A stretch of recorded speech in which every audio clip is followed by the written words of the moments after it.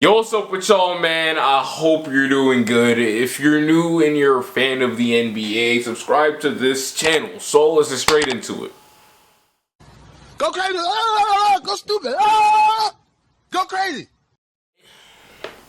In the NBA, certain players are expected to reach a certain level by a certain period of time. Young ones specifically. And you know, that's really not too big of an issue at all. What is an issue though is seeing people give up way too quickly on young guys though. Thus a narrative and almost a box becomes placed on that 22, 23-year-old player. A prime example of this is D Angelo Russell. Now y'all, D-Lo has been one of my favorite players. In fact, if I'm not mistaken, my first video that I posted on this platform was about him. Yeah, I kicked off my YouTube career talking about him getting traded to the Nets. So I've been a stan, if you want to call it that, for quite a while now. If you don't believe me, okay, that's your problem, because I'm about to let these clips speak for themselves. Dog, I've been waiting to say this for the longest. D-Lo! D-Lo! D-Lo! D Angelo Russell! D-Lo! Until this day, I'm still over here screaming, pointing at my forearms. Ice in my veins. You can only imagine just how ecstatic I am for his sudden success. Respect, attention, and admiration D-Lo has received all year long. He made his first All-Star team at the age of 22 years old, leading an organization that was once in shambles, and when I say shambles, I mean shambles. It don't get no worse than that. To their first playoff appearance in years, averaging a career high in points, assists, free throw percentage, three-point percentage, and field goal percentage, while averaging the second least amount of turnovers per game in his young career. Before all of this success though, there was a lot of trials and tribulations going on into his early career. He was dealt with the task of handling all of these distractions while at the same time being one himself, due to the lack of maturity and professionalism he showed. Of course, as we all know, all of this adversity and criticism started all on this night here. D Angelo Russell from The Ohio State University.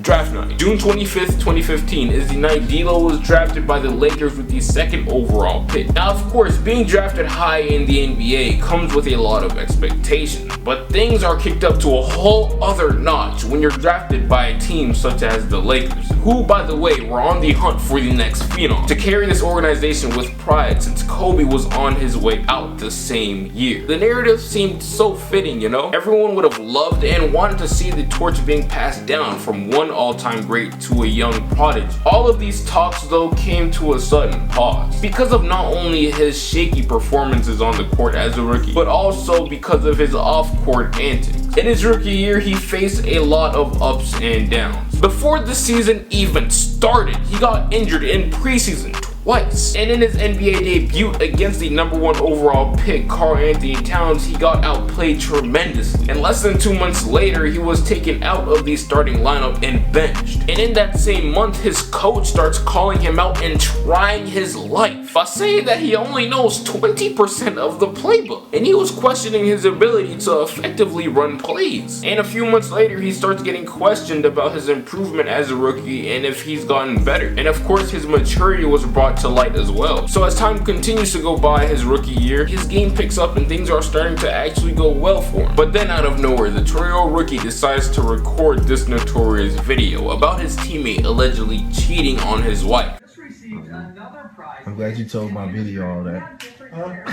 Causing a rift and awkward tension in the locker room, hindering team chemistry. To sum it all up, basically, his rookie year was pretty much a tragedy because all of these different things, all this commotion was happening all at once in his rookie year, while, you know, at the same time, the dude he was supposed to sort of replace, Kobe Bryant, was on his way to retirement. And this rookie right here was supposed to be the one to pick things up again for this organization. After just 1 year of being a part of this organization, he He already rubbed teammates and fans off the wrong way and gave some people the wrong impression. So the offseason goes by and he's approaching his second year in the league. And D'Lo did show a lot of improvement actually, but his season was heavily sabotaged by injuries, knee injuries specifically, he endured in the middle of the season. After 2 years of mediocrity, disappointment, and drama, the Lakers, well actually Magic Johnson, decided that enough was enough and he moved D'Lo to the Nets, of course. His main reasoning behind that move was to free up cap space for the following year.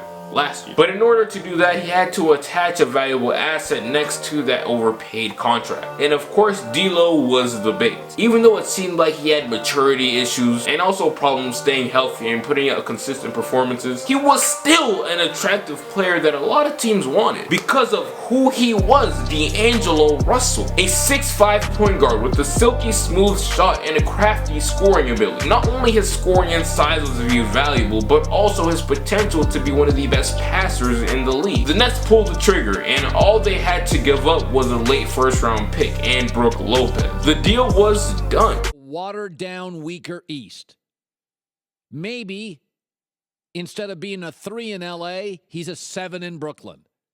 But it's still a crap sandwich on better bread. Everybody is wired differently. Some people are just born to be great, while others need a series of events to take place in order for them to kick things up another notch. The worst of the worst has to happen. I'm talking about to the point where you feel like you're about to be pushed over the edge, back against the wall, and everything is going against you, or at least that's what it seems like. The ones who once believed in you and had your trust turned their backs, but only for the better of them. And little did D'Lo know, for the better of him too. Criticisms made about him were heard, especially the man who ended up pulling the trigger, Magic Johnson, the dude who claimed that he needed a leader and someone who can make the other players better around him. Now whether or not you got that with Lonzo Ball is neither here or there. All I know is that those words right there, those specific words right there, is what helped push D'Lo to the edge, and it triggered him to be the best version of himself this year. Now let's slow down for a bit, alright, because we can't be over here talking about him like he was an overnight success, because that wasn't the case at all. He again had injuries, and I believe those injuries were the main reason why he didn't perform so well last year. All the nagging injuries from a year ago is the reason why he was only showing flashes and glimpses of greatness. And this year so far, without missing any major time, he was able to dead the flashes and glimpses and turn that all into a real thing almost the entire year. Finally, D'Lo has finally loaded after all the years of loading. In my honest opinion, you know, I feel like every single thing in your life happens for a specific reason. You may not know that reason as soon as you may want to, but just know that there is some reasoning as to why it happened, and you'll get that answer as time goes by and as you as a human being continue to develop mentally, physically, and all this other stuff. D'Lo took a lot of L's, loads of L's back in LA, but you know, the definition of an L in my book varies from yours most likely, at least in this context. He learned a ton of lessons, back-to-back lessons on lessons on lessons on lessons is what he took in back when he was in LA. Whether they were from Kobe during the farewell tour, the Nick Young situation, or even random staff calling him out, all of this adversity has finally paid off because now he's viewed as not only one of the best young guys in the league, but one of the best players period in the NBA. He's averaging a career high in points, assists, and efficiency while putting up 20 and 7 a game. Those are star PG-esque numbers if you ask me. He's not only proven that he can be that guy that he was perceived to be back in college, but he's also been something that Magic Johnson said he wasn't, and that's a leader. Prior to this season, if you were to not only tell me, but the majority of the NBA world, that D'Lo was gonna lead the Nets, the Brooklyn Nets, to the playoffs, and that the Lakers were gonna do the polar opposite and struggle, I would look you straight up in your face,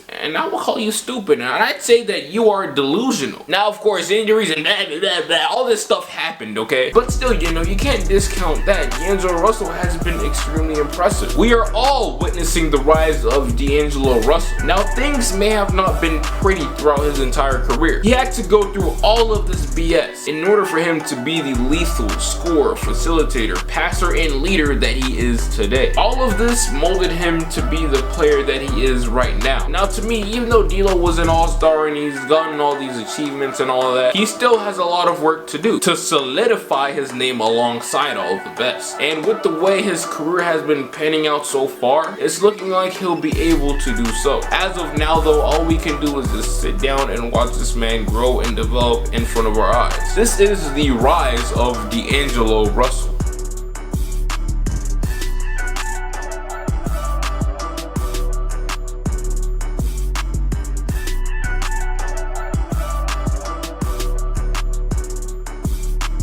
This is the end of the video, man. I really do appreciate you for taking time out of your beautiful, marvelous day to come over here on my channel and to see what I have to talk about. Make sure you leave a like, subscribe, comment, and also share this video with all your other friends. But like I said, man, I really do appreciate you for watching. But until then, I'll get right with you. No way. Remember back when I couldn't get a play. No home, I ain't have a place to stay. I got to work, made it free the way. Told my girl who'd ever